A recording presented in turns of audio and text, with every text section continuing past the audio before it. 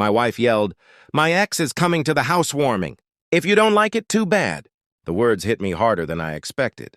I stood in the middle of the half-unpacked living room, boxes still open, bubble wrap scattered, around like reminders of everything still unsettled, not just in the house, but between us. I tried to understand why she said it with such finality, why her eyes flashed with something between anger and challenge. We had argued before, but this felt different. It felt like a line drawn. I took a slow breath, trying to keep my voice steady. I asked her why he needed to be there at all, especially when we were still trying to settle into our own new beginning.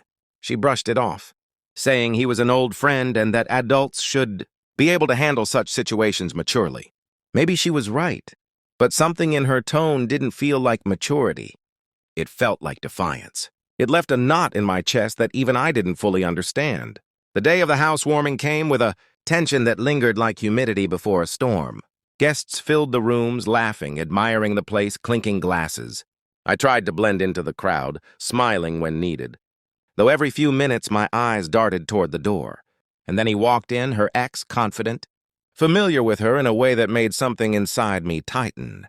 She greeted him warmly, too warmly, and I felt my stomach twist. I wasn't jealous by nature, but in that moment jealousy found me easily. Still, I stayed polite. I shook his hand, made conversation, even poured him a drink. I kept thinking that if I handled this gracefully, maybe it would mean something to her. Maybe she would see that I was trying.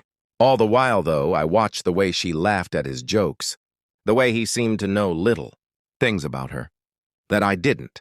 Each moment felt like it peeled another layer off my confidence. It wasn't until near the end of the night that she finally approached me alone. Her expression had softened, the challenge gone. She told me she had invited him to prove to herself that the past was really behind her, that she could stand in front of him and feel nothing. She admitted she had been harsh with me because she was afraid I'd think her unresolved.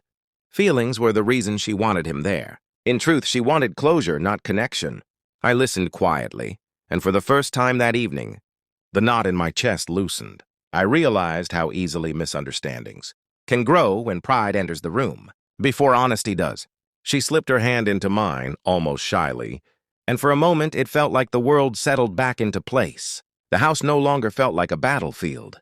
By the time the last guests left, we were both exhausted, not just from the party, but from everything unspoken that had finally been said.